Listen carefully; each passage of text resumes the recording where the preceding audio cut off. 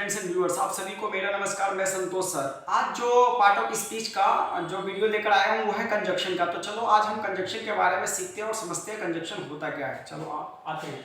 सबसे पहले बात करते हैं कंजक्शन का। तो कंजक्शन क्या है? कंजक्शन को हिंदी में समुच्चय बोधक कहते हैं, यानी कंजक्शन को समुच्चय बोधक कहते हैं। यह शब्द वाक्य के भागों को जोड़ने का काम करता है। A conjunction is a word that joins words, phrases or clause together. Example, Ram and Shyam are the friends. आप देख सकते हैं कि एग्जाम्पल हो गया और साथ में डेफिनेशन हो गया आपके कंजक्शन का। चलो इसको हम बात करते हैं कि how many types of conjunctions होते हैं। तो टाइप्स ऑफ कंजक्शन की बात करें तो कोऑर्डिनेटिंग होता है, जो कि समन्वयी, यानी कि दीज ज्वाइन इक्वल पार्ट्स, जैसे वर्ड और वर्ड को जोड़ के बनाते हैं, क्लाउज और क्लाउज को जोड़ के बनाते हैं।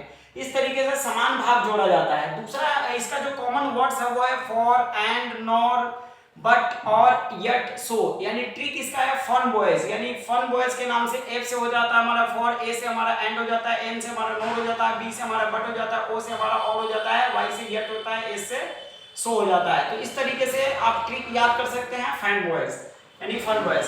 दूसरा होता है हमारे पास सबऑर्डिनेटिंग, जो कि आश्रित होता है। दी ज्वाइन और dependent clause to an independent clause, यानी मुख्य प्लस आश्रित वाक्य को जोड़ के हम इसको बनाते हैं। इसका कॉमन वर्ड्स होता है because, although, if, when, while, since, unless, through, before, after, etcetera, ये चीजें हैं। तीसरा हमारे पास होता है कोरिलेटिव कंजंक्शंस, यानी युग्म समुच्चय बोधक होता है। This work in the pair, यानी जोड़े में काम करता है। इसका एग्जांपल होता है common pairs, either or, neither nor, both, and, not only, dash dash, but also, whether or. इस तरीके से हम इसका इस्तेमाल करते हैं। आगे और भी होता है कंजक्टिव एडवर्ब्स होते हैं। This connect independent clause usually with a semicolon to show relationships. तो रिलेशनशिप बताने के लिए हमें कंजक्टिव एडवर्ब्स का इस्तेमाल करता है। इसके जो वर्ड होता है हाउएवर, देयरफॉर, मेनवाइल, एक्सेट्रा, ये चीजें होता है। इसके अलावा कुछ और भी होते हैं। WH फैमिली कंजक्शंस होते हैं, जिसमें आता है व्हाट दैट, यानी व्हाट दैट का मतलब होता है जो ये लिविंग और नॉन लिविंग दोनों में इसका इस्तेमाल करता है। आगे वेयर होता है, वेयर मींस जहां होता है। होम मतलब जिसे होता है। होम मतलब जो होता है लिविंग थिंग्स के लिए इस्तेमाल होता है, लिविंग यानी किसी भी व्यक्ति के लिए, जानवर के लिए। आगे बीच है जो होता है जो नॉन लिविंग के लिए होता है। वेन मतलब जब होता है, टाइम बताने के लिए। हाउ, द वे यानी जैसे या जिस तरह से। इसके अलावा हुज होता है जिसका लिविंग के लिए। ऑफ विच मतलब जिसका नॉन लिविंग के लिए। विद होम जिसके साथ, यानी फॉर होम का इस्तेमाल जिसके लिए। फ्रॉम वेयर जहां से। दैट्स हाउ यानी इसी तरह से। तो ये कुछ आपके पास WH फैमिली से रिलेटेड है। कुछ और भी हम देखते हैं यहाँ पे। दैट्स वेयर यानी उसी जगह, तो वही तो। दैट्स व्हाट वे बात तो वही तो। इसके अलावा हमारे पास है दैट्स व्हाई, आपने देखा तभी तो या इसलिए। दैट्स व्हिच उसी को, यानी दैट्स व्हेन उसी समय, तो या तब भी। इसके अलावा हमारे पास दैट्स हु या होम होता है उसी को। व्हाइल मतलब जबकि। और व्हाइल का इस्तेमाल करते समय इन बातों का ध्यान रखना। व्हाइल प्लस के बाद आपका वर्ब की फर्स्ट फॉर्म आता है और प्लस ING अनिवार्य होता है। ये बात आपको याद रखना है। इसके अलावा हमारे पास वेयर एज होता है जबकि। तो कुछ आपने WH फैमिली से रिलेटेड कंजंक्शंस के बारे में पढ़ा समझा। तो आई होप आपको ये चीजें समझ में आया होगा। चलो हम और भी कुछ बात करते हैं, वर्ड मीनिंग के साथ करते हैं। इसके अलावा कुछ अदर कंजंक्शंस होते हैं, जैसे कंपाउंड होते हैं, as well as, not only but also. इसके अलावा कॉन्सेसिव होता है, दो, इवन दो। इसके अलावा कॉजेस होता है, बिकॉज, एज, सिंस।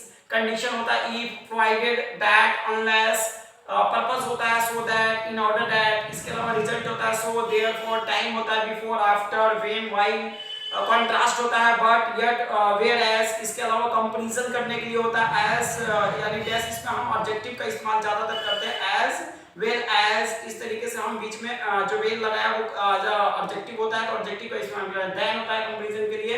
इसका एडिशन होता है एंड, आल्सो, फर्दर, मोर। इसके अलावा अल्टरनेटिव होता है और एल्स, यानी और अथवा एल्स। इसके अलावा कंक्लूजन होता है सो, हेंस, थस। ये कुछ अदर कंजंक्शंस वर्ड होते हैं। तो आई होप कि आपको बहुत सारे कंजंक्शंस के बारे में ज्ञान हुआ होगा, समझ में आया होगा।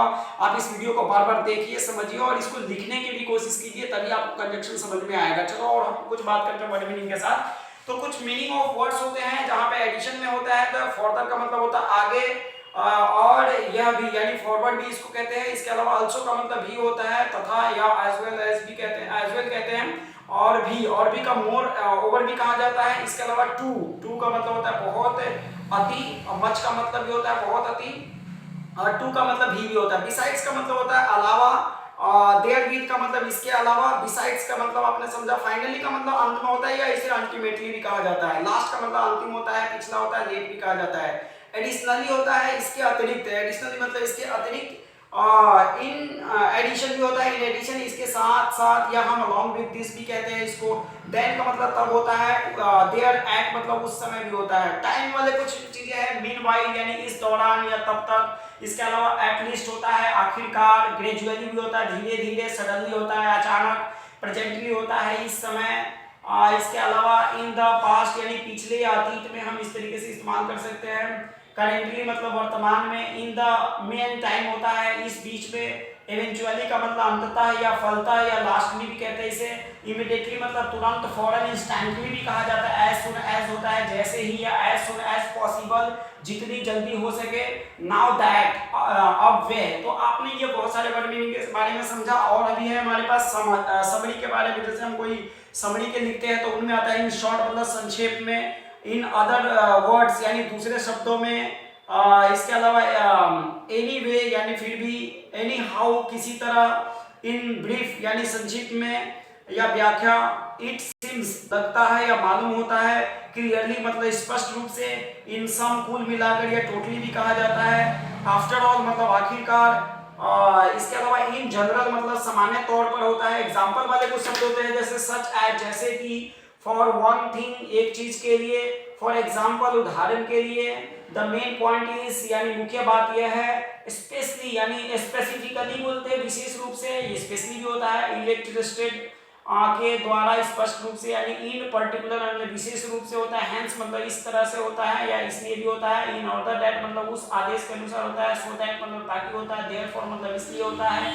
इसके अलावा कुछ और भी कंपैरिजन वर्ड्स होते हैं जैसे इक्वली का मतलब समान रूप से होता है, ए सिमिलर या सिमिलरली मतलब एक समान होता है, लाइकवाइज मतलब वैसे ही या इसी तरह से हम इस्तेमाल करते हैं, या आप सिमिलरली का मतलब भी वैसे ही होता है। इसके अलावा कंपेरेबल में आता है तुलनीय होता है, कंपेरेबल कहते हैं तुलनीय को, एज विद का मतलब साथ है ही, एज विद यानी साथ ही, एंड इसके अलावा अनदर लाइक यानी अन्य लाइक होता है, इन द सेम वे मतलब उसी तरह से।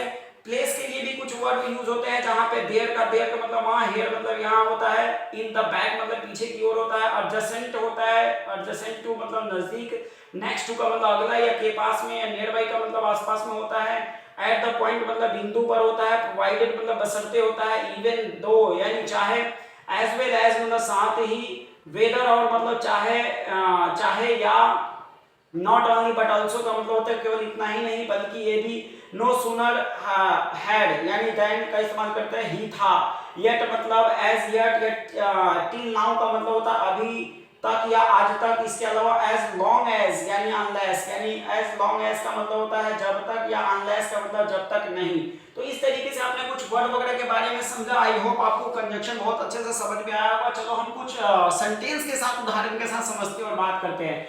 तो सबसे पहले हमने बताया आपको राम और श्याम दोस्त है। यहाँ और क्या है आपका कंजक्शन वर्ड है, तो हम इसको कैसे इंग्लिश में बोलेंगे, Ram and Shyam are friends हो गए। इसी तरीके से वे गरीब है लेकिन ईमानदार है, she is poor but honest. क्या तुम्हें चाय या कॉफी चाहिए, डू यू वांट टी और कॉफी।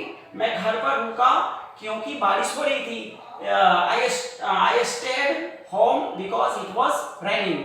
हालांकि वे अमीर है वे खुश नहीं है, अल्थो he is rich he is unhappy. अगर तुम मुझे बुलाओगे तो मैं आऊंगा, I will come if you call मी।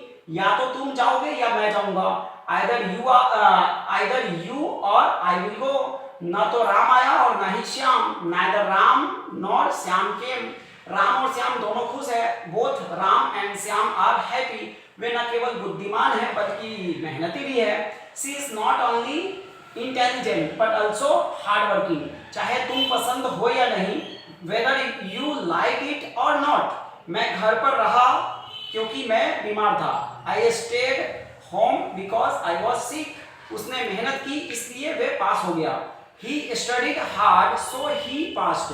मुझे कॉल करना जब तुम पहुंच जाओ, call me when you arrive। वे काम करते समय संगीत सुन रही थी, she was listening to music while working.